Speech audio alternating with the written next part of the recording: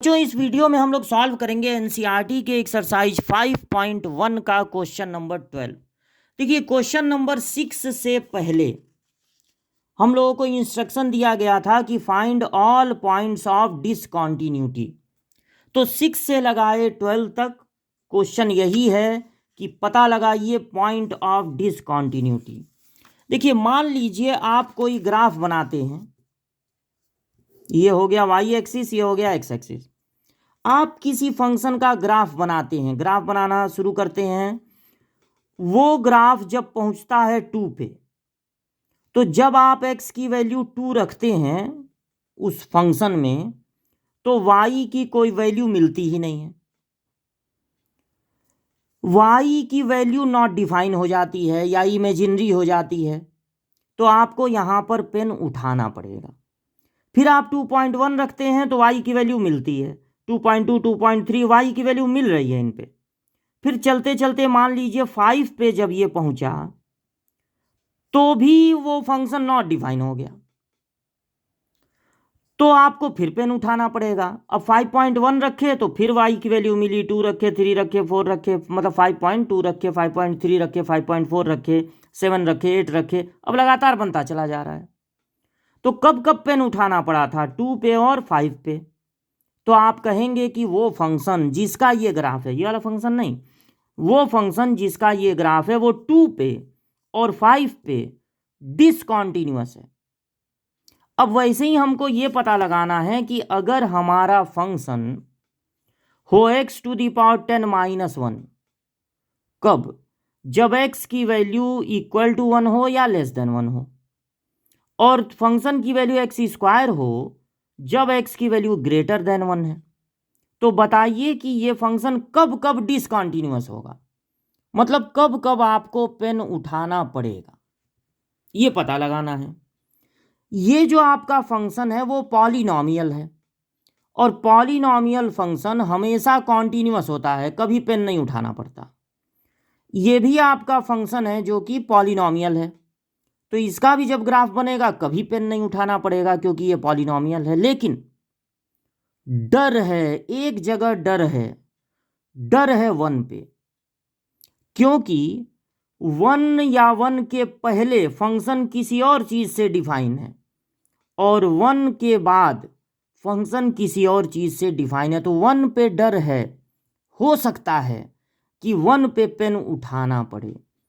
तो हम लोग 2 पे, 0 पे, -1 पे, 4 पे, इन सब पे कोई डर नहीं, इन सब पे नहीं पता लगाएंगे कि पेन उठाना पड़ेगा कि नहीं। हम सिर्फ पता लगाएंगे एट x=1। हम इसकी कॉन्टिन्यूटी चेक करेंगे x=1 पे। तो उसके लिए हमको 3 चीजें फाइंड करना पड़ेगा। इस फंक्शन की क्या वैल्यू है एट x=1। दूसरा चीज पता लगाना है left hand limit at x=1, क्योंकि इंफॉर्मेशन 1 पे दिया है इसलिए 1 पे पता लगाएंगे। Right hand limit at x=1।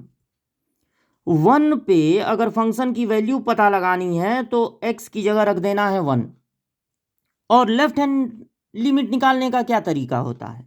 1 पे फंक्शन में 1 से थोड़ा कम रख देंगे और उस कमी को कहेंगे h, उसको h से रिप्रेजेंट करेंगे। और राइट हैंड लिमिट कैसे निकलेगा? उस फंक्शन में अगर 1 पे निकालना है राइट हैंड लिमिट, तो 1 न रख के 1 से थोड़ा ज़्यादा रख देंगे, तो वो जो ज़्यादा है उसको रिप्रेजेंट करेंगे h से। चूंकि ये लिमिट है, इन दोनों में लिमिट लगेगा h → 0, इनमें लिमिट लगेगा h → 0, इसमें नहीं लगेगा। ये तो एग्जैक्ट 1 रखना है ना, 1 से कम ना 1 से ज़्यादा, एग्जैक्ट 1, तो इसमें नहीं लगेगा लिमिट h → 0। अगर इन तीनों की वैल्यू इक्वल आती है तो ये फंक्शन 1 पे भी कॉन्टिन्यूअस होगा। बाकी 2 पे, 3 पे, 1.1 पे, 7 पे, 8 पे, -1 पे, बाकी जगह तो ये कॉन्टिन्यूअस है ही, डर केवल 1 पे है, तो पता लगा रहे हैं 1 पे।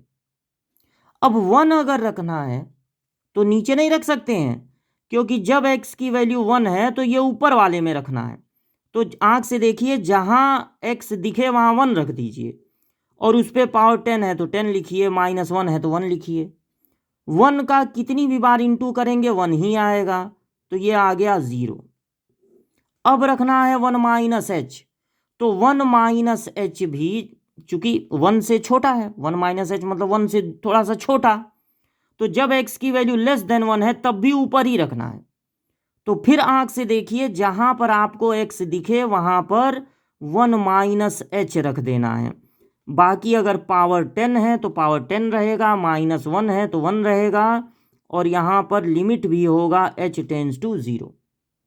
अब लिमिट कैसे फाइंड होता है? अगर h टेंस टू 0 है तो आपको h की जगह 0 रख देना है। बस इतना ध्यान देना है कि जब आप h की जगह 0 रखें तो डिनोमिनेटर 0 ना हो।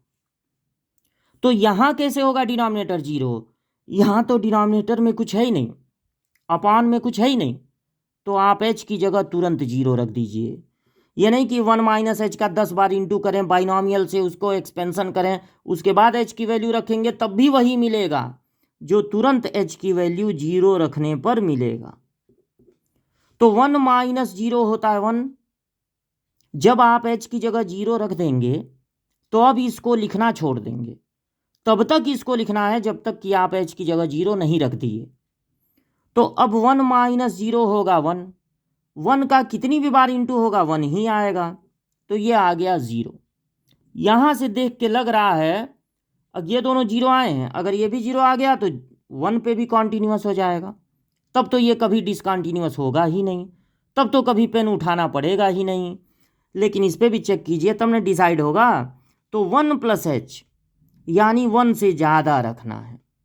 जब x की वैल्यू 1 से ज़्यादा होगी तो ऊपर वाले में नहीं रखना है, तब नीचे वाले में रखना है। यहाँ आँख से देखिए और जहाँ x है x की जगह रख दीजिए 1 प्लस एच।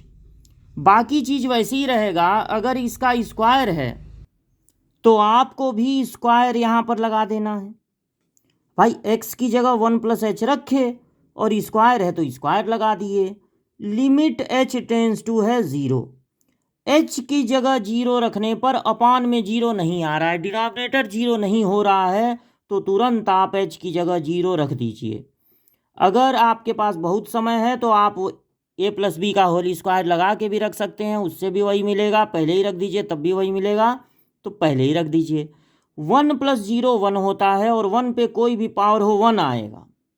देखिए 1 आया मतलब 0 नहीं आया, यानी कि ये जो फंक्शन है it is discontinuous at x equal to 1। क्योंकि ये तीनों इक्वल नहीं आया, दो तो इक्वल आया लेकिन ये अलग आ गया, यानी कि ये डिसकॉन्टिन्यूअस है। अब आपको आंसर में क्या लिखना है? आपको लिखना है पॉइंट्स ऑफ डिसकॉन्टिन्यूटी। तो आपका जवाब होगा x इक्वल टू 1, यानी x इक्वल टू 1 पे ये डिसकॉन्टिन्यूअस होगा। तो आप कहेंगे 2 पे तो पता लगाए ही नहीं, -1 पे तो पता लगाए ही नहीं, तो और पॉइंट्स ऑफ डिसकॉन्टिन्यूटी लिखना था, कहीं और ना ये डिसकॉन्टिन्यूअस हो तो अधूरा आंसर रह जाएगा। ऐसा डरने की ज़रूरत नहीं है, क्योंकि ये है पॉलिनॉमियल फंक्शन। पॉलिनॉमियल फंक्शन कभी डिसकॉन्टिन्यूअस नहीं होता। तो -1 पे, 0 पे, 2 पे, 1 पे भी कोई डर नहीं था। अगर ये फंक्शन केवल एक चीज़ से डिफाइन होता, या तो सिर्फ ये होता या तो सिर्फ ये होता, तो ये 1 पर भी डिसकॉन्टिन्यूअस नहीं होता। लेकिन चूंकि 1 से कम होने पर फंक्शन किसी और चीज़ से डिफाइन है, 1 से ज़्यादा होने पर फंक्शन किसी चीज़ से डिफाइन है, तो 1 पे डर था और पता चला वो डर सही भी है। 1 पर ये हो गया डिसकॉन्टिन्यूअस, यानी जब आप इसका ग्राफ बनाएंगे तो केवल एक जगह 1 पे आपको पेन उठाना पड़ेगा।